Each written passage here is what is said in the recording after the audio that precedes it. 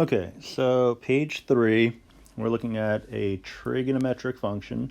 So they give us a piece of information telling us that the integral on the interval of 0 to pi of the sine of x dx is equal to 2. All right, now that is actually something we could verify with the calculator, and it's also something that we did not need to be given to us. So, you kind of look at it and say, well, what's the point of doing all this by hand? And the answer is to learn.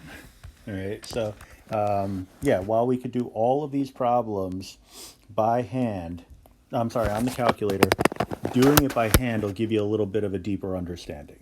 All right, so now that being said, if I give you a question on an assessment and I simply say, find the integral on the interval of this to that of some defined function, a given function, like, how am I going to know the difference? Right? So it's for your own benefit. All right. So looking at just the given statement, all right, pardon, on the interval of 0 to pi. So we're going to do math 9, pop in the 0 on the low bound, pop in the pi on the upper bound. So up arrow, second caret. Type in your sine function, sine of x dx. Then you just hit the right arrow until you're out and hit enter, and it'll give you the 2. All right, so like I said, you could have got that from the calculator. You could also get it from online resources, Desmos, all these different possibilities. All right, but what we want to do is use those properties to define the solutions to these integrals. All right, so let's come up with just an ordinary arbitrary, and if there was a word count of overused words in my personal vocabulary, I think arbitrary is probably right up there in terms of the leaders. All right, so that'll be the Easter egg for this video. So just a message saying Easter egg for this video is arbitrary. And then because I'll forget, because that's me, that's who I am, I forget stuff, it'll be funny because it'll say on my end, the Easter egg for this video is arbitrary. I'll be like, well, then what is it? So I find stuff like that funny. Oh, shaky hand. All right, it is what it is. So on the interval of 0 to pi, so that's a sine function. I'm going to bring in my annotation tool. So here's 0. We know the one full cycle of a sine wave goes from 0 to 2 pi. So that makes the halfway point pi. All right. We know now, I'm going to air quote this.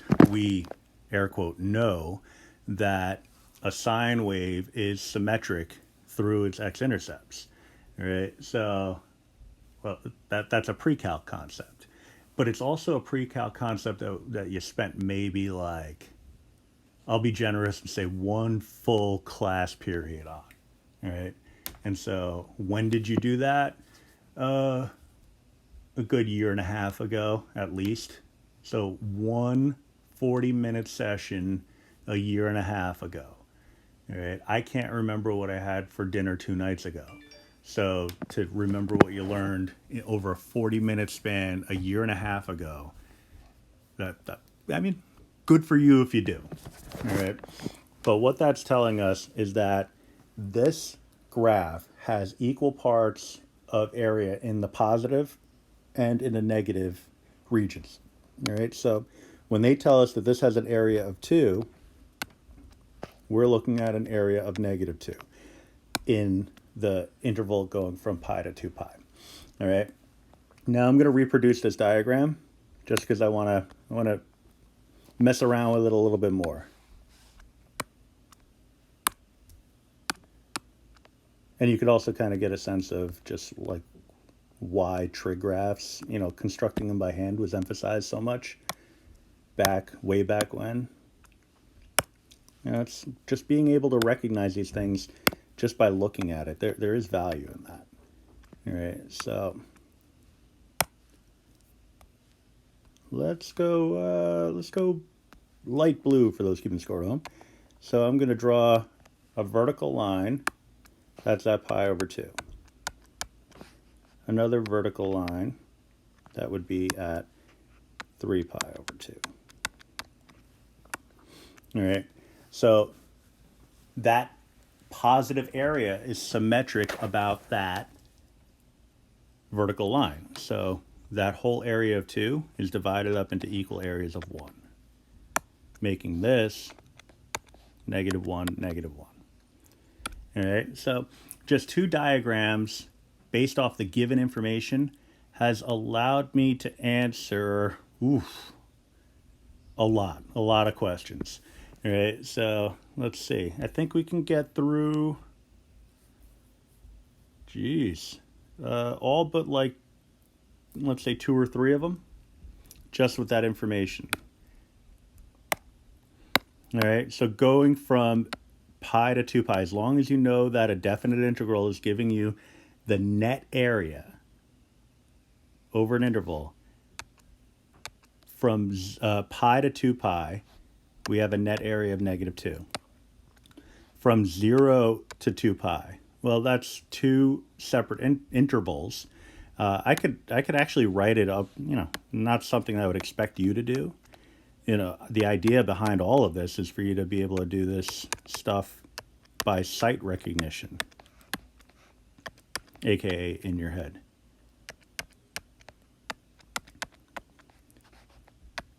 If any of you are ever interested in becoming a teacher, you'll realize that fancy terminology for simple concepts is kind of the way of things. Sight recognition. Ooh, sounds fancy. Yeah, just do it in your head. That's kind of what it means. All right, so 2 plus -2, or even just like know the answer from having done it like 1,000 times before. All right, so 2 plus -2 is equal to 0. Poor quality 0, so undo, redo.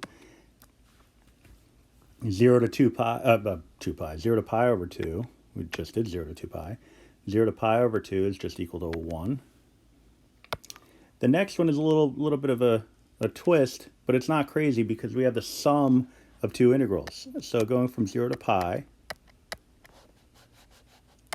of 2 dx plus the integral on the interval of 0 to pi of the function sine x dx. Now 0 to pi we already know, that was given. That's equal to 2.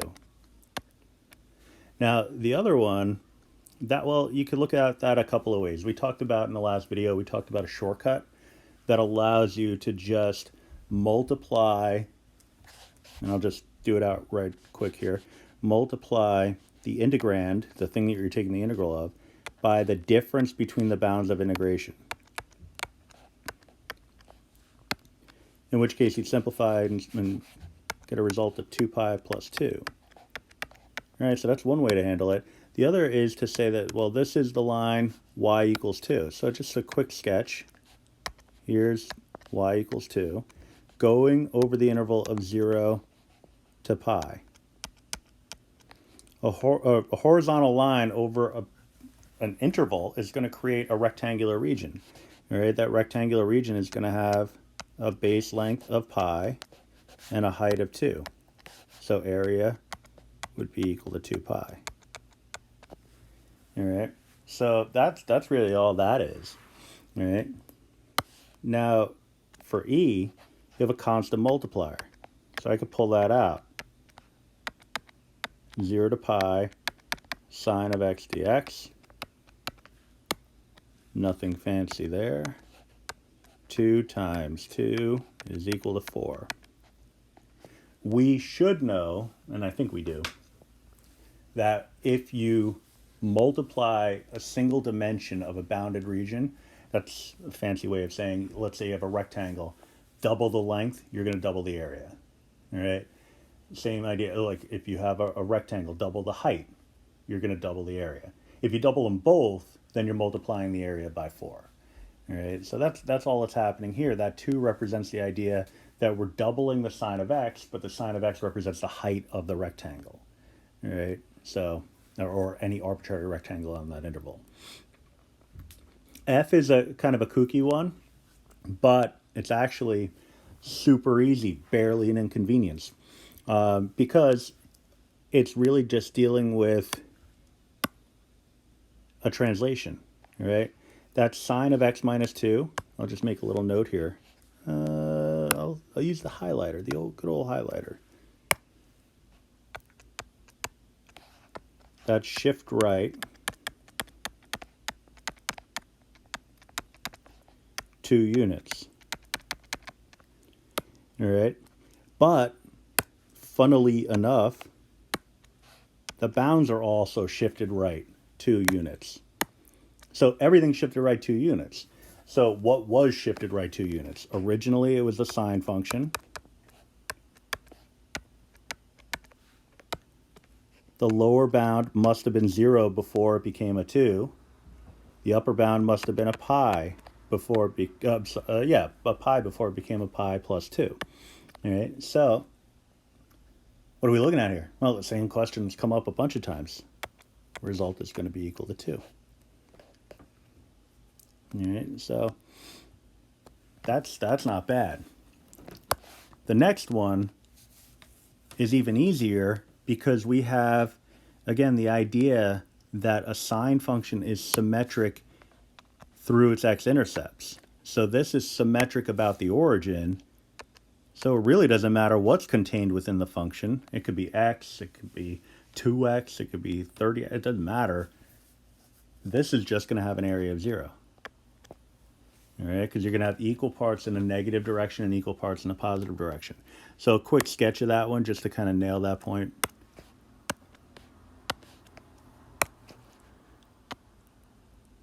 Oh, geez, I am just incapable.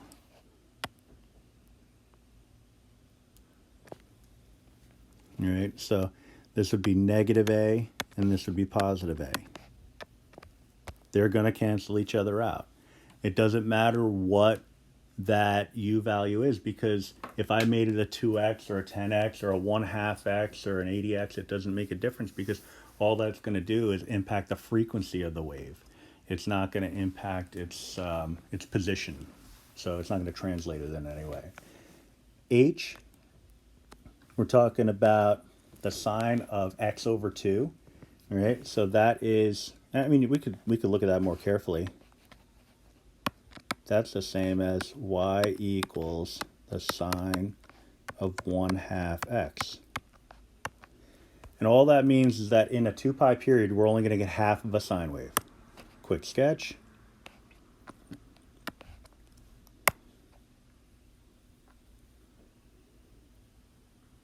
That's half of a sine wave. Here's 0. Here's 2 pi. Now, like I said before, if you double the width, you're going to double the area. All right, so previously, and I'll just do this in green for those keeping score at home, y equals the sine of x, and I'll just do this over pi.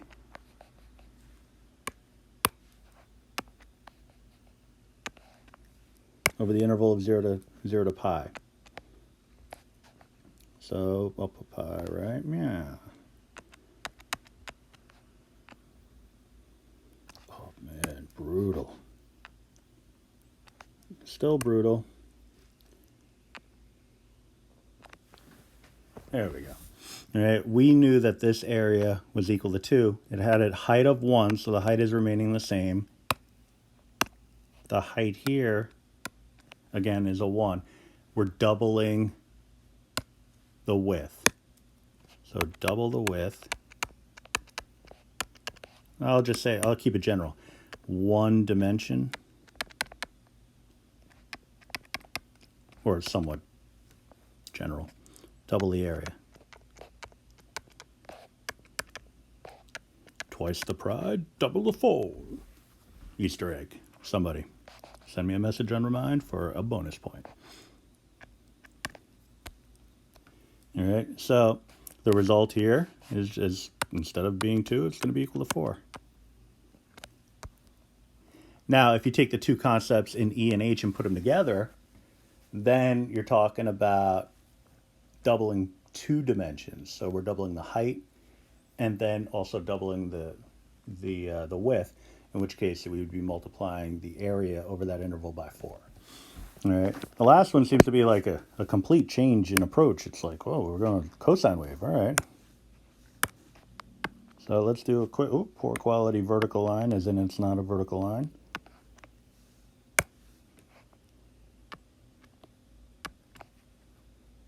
So we're only going to pi. I'm going to do, that's not a 1.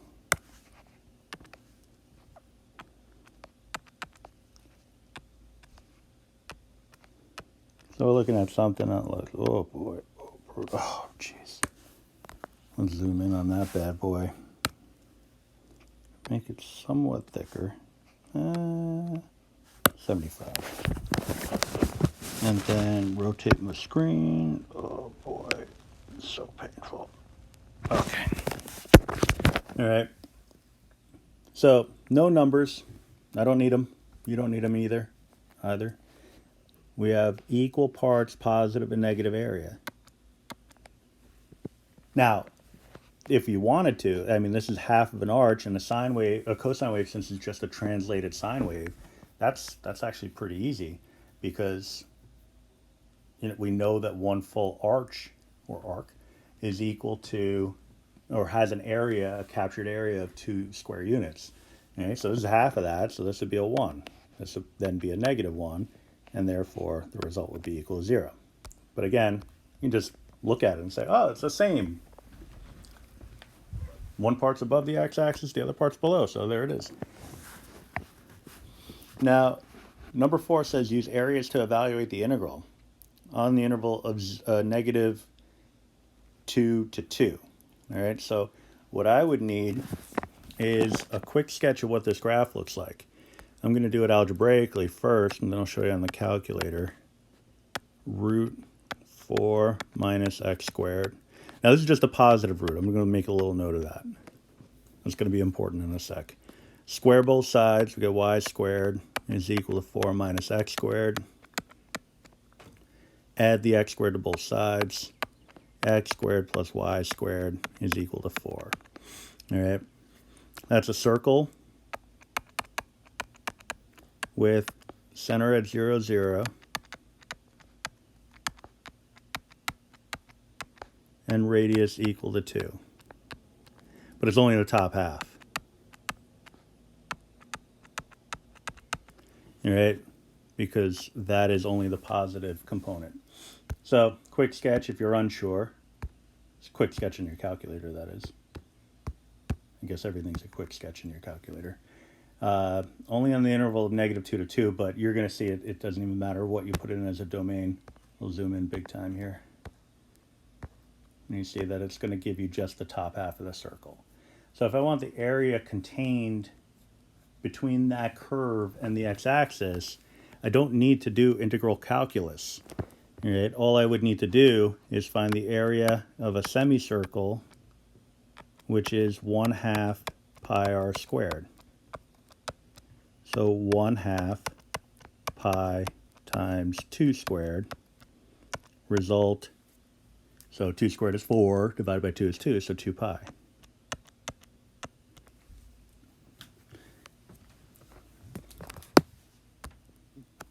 All right.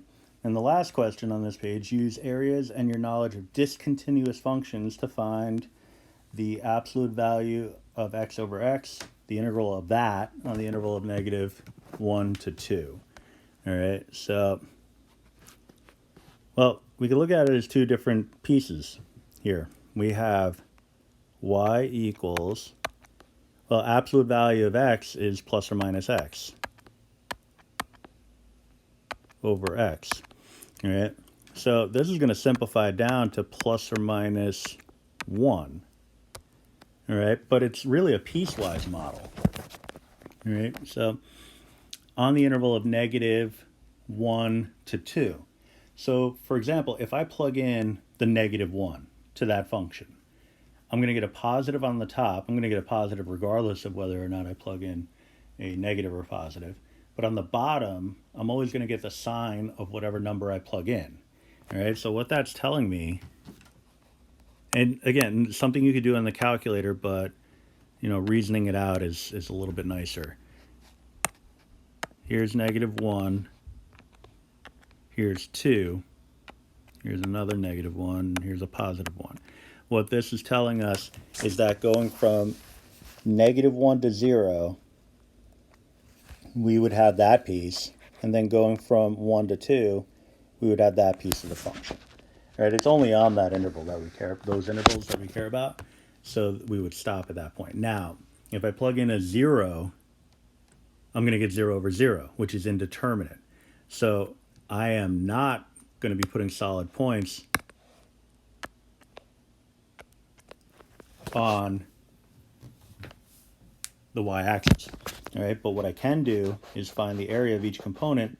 All right, so this one has a length of 1 and a height, or a width of 1 and a height of -1, so area is equal to -1. This one has a height of 1 and a width of 2. All right, so vertical lines actually have no width, so we don't even have to worry about the fact that it's going to be a point that's non-existent on that